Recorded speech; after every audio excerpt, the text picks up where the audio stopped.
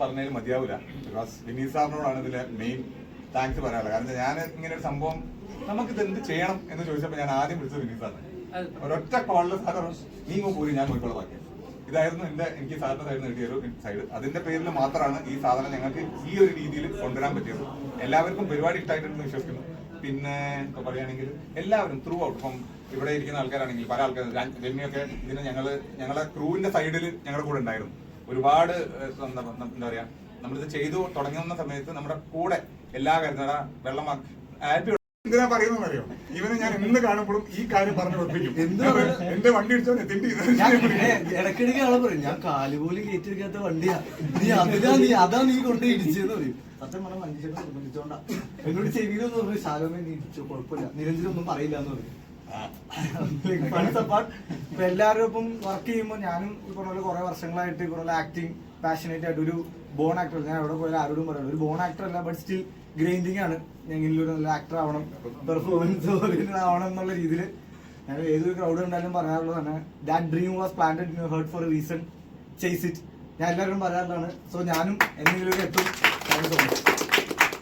Sound design ഇറങ്ങിയത് ഞാൻ first time ഇങ്ങനെ പ്രൊജക്ട് കണ്ടപ്പോൾ ഞാൻ മനസ്സിലോട് ചോദിച്ചു, ചേട്ടാ ഈ പ്രൊജക്ട് ഞാൻ ചെയ്യട്ടെ എന്ന് പറഞ്ഞാൽ ചോദിച്ചു മേടിച്ച വർക്കാണ്. അപ്പം അങ്ങനെ തുടങ്ങിയതാണ്.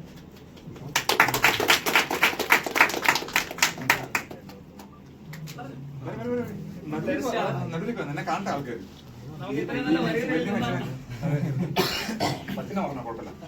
എല്ലാവരോടും കൂടി ഒരു ഫ്രണ്ട് സോണിൽ ഉണ്ടായ ഒരു പ്രോജക്റ്റ് ആണ് ഇത്. എന്റെയോ ഇവിടെ നിൽക്കുന്ന എന്താ പറയാ, ഇവിടെ ഒരാളില്ലെങ്കിൽ അതിപ്പോ നിരഞ്ജൻ വരും, ഇപ്പം നിരഞ്ജൻ ഇല്ലെങ്കിലും ഇത് കംപ്ലീറ്റ് ആവില്ല. കാരണം ഇതിന്റെ ഇപ്പൊ ഈ പ്രോഗ്രാം ഇവിടെ ടിഫയിൽ വെച്ചിട്ട് നടത്തുന്ന എല്ലാ കാര്യങ്ങളും ഞങ്ങളുടെ വർക്കിന്റെ ഇടയിലും അതേ ഓടി നടന്നാണ് ഇതെല്ലാം ഇവിടെ വരെ എത്തിച്ചത്.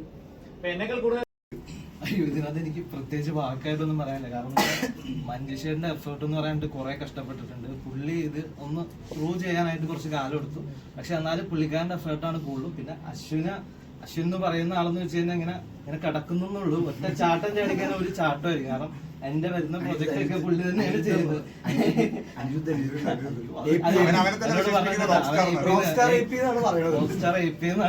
ഞാൻ പറയുന്നത് എന്തായാലും ഭാവിയില് നമുക്കൊരു മ്യൂസിക് ഡയറക്ടർ അങ്ങനെ എല്ലായിട്ടും നമുക്ക് കിട്ടുന്നതാണ്.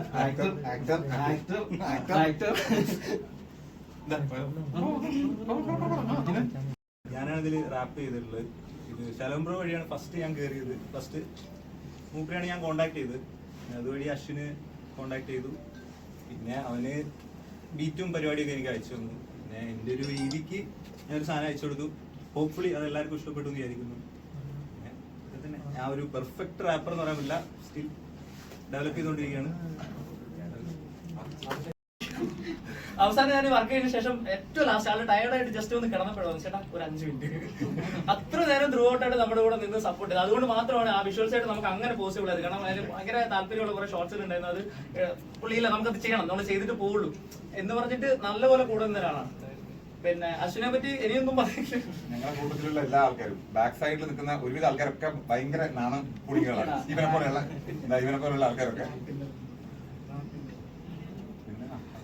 ഇതിനകത്ത് റാപ്പ് ലിറിക്സ് ചെയ്തിരിക്കുന്നതും പാടിയിരിക്കുന്നതും ഇതുമാണ്.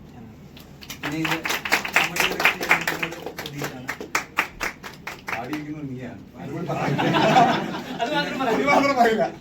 കാവ്യ ഉണ്ടായിരുന്നു, കാവ്യക്ക് ഇവിടെ എത്തിച്ചേരാൻ പറ്റിയിട്ടില്ല.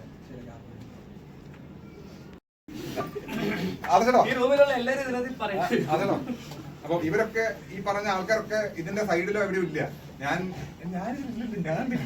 പക്ഷെ വെള്ളം എത്തും എന്ന് പറഞ്ഞിട്ടുള്ള രക്ഷവർത്തി എന്ന കുറെ ആൾക്കാരുണ്ട്. ഇവരൊക്കെ ഈ ചെറിയ ചെറിയ പരിപാടികൾ ചെയ്യുന്ന ആൾക്കാരല്ല. പക്ഷെ എന്നാൽ പോലും ഞങ്ങളെ സപ്പോർട്ട് ചെയ്യാൻ വേണ്ടി ഞങ്ങളുടെ കൂടെ ഫുൾ ടൈം ഉണ്ടായിരുന്നു. പിന്നെന്താ പറയാ, പിന്നെ നായകൻ പറഞ്ഞോട്ടെ. ഓക്കെ, സോ ഞാൻ ആദ്യം ആശ്രയിച്ചെന്നൊരു തമിഴ് മ്യൂസിക് വീഡിയോ ചെയ്തിട്ടുണ്ടായിരുന്നു. ആ ടൈമിലാണ് അശ്വിന് ശരിക്കും എന്റെ ചേട്ടന്റെ കല്യാണത്തിന് ചേട്ടന്റെ വൈഫിന്റെ ആരുടെയും ബന്ധത്തിൽ എനിക്ക് സത്യം പറഞ്ഞാൽ അറിയില്ലായിരുന്നു. പിന്നെ ഏതോ ഒരു ഷോർട്ട് ഫിലിം ചെയ്തപ്പോ ഇങ്ങനെ മ്യൂസിക് ചെയ്യാൻ ആരും കിട്ടും തപ്പി നടന്നപ്പോഴാണ് അശ്വിൻ ചേട്ടാ ഞാൻ ആലപ്പുഴയില ഞാൻ ചെയ്യട്ടെ എന്ന് പറഞ്ഞു. അപ്പൊ കാണാൻ മുന്നേ നീ പോരെന്ന് പറഞ്ഞ് പോകുന്നതാണ്. പിന്നെ പോയിട്ടില്ല തിരിച്ചു. അങ്ങനെ എന്തോ ഒരു ദിവസം ഇങ്ങനെ ഒരു ട്രാക്ക് ഉണ്ടെന്ന് പറഞ്ഞിട്ട് ഇതിന്റെ ഫസ്റ്റ് ലൈൻ മാത്രമേ കേൾപ്പിച്ചു. എനിക്ക് പൊതുവെ ഒരു നല്ല സാധനം കണ്ട് ഞാൻ ചാടി കയറി പിടിക്കും. ഞാൻ അപ്പൊ തന്നെ പറഞ്ഞ് എടുത്ത് വേറെ ആർക്കും കൊടുക്കില്ല, ഞാൻ തന്നെ ചെയ്യും, എനിക്ക് തന്നെ ചെയ്യണം എന്ന് പറഞ്ഞ് അങ്ങനെ കൂടെ പിടിച്ചതാ. അത് കഴിഞ്ഞ് പിന്നെ മഞ്ജു ചേട്ടനെ കണക്ട് ചെയ്തു.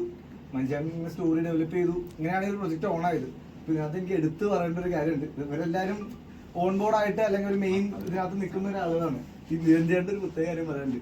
അതിനകത്ത് ഞാൻ വണ്ടി കൊണ്ട് ഇരിക്കുന്ന സീനില്ലേ, അതിനകത്ത് ഞാൻ ആദ്യം വണ്ടി കൊണ്ട് ഇങ്ങനെ സ്പീഡ് ബ്രേക്ക് ഇട്ട് നിർത്തി. അപ്പൊ മനുഷ്യട്ടൻ പറഞ്ഞു കുറച്ചുകൂടി അടുക്ക്, ഇത് ഒരുപാട് ദൂരെ ആയിപ്പോയല്ലോ, നമുക്ക് ശരിക്കും ഇടിച്ച പോലെ വരും. പിന്നെ നേരെ ചെന്നൊരു ഇടിയായിരുന്നു. അവിടുത്തെ ടെയിൽ ഇടിച്ച് പൊട്ടിച്ച് നിരഞ്ജേട്ടൻ എന്ന് പറഞ്ഞാൽ വണ്ടി പൊന്നേ തേനേന്ന് പറഞ്ഞ കൊണ്ടുവരുന്ന.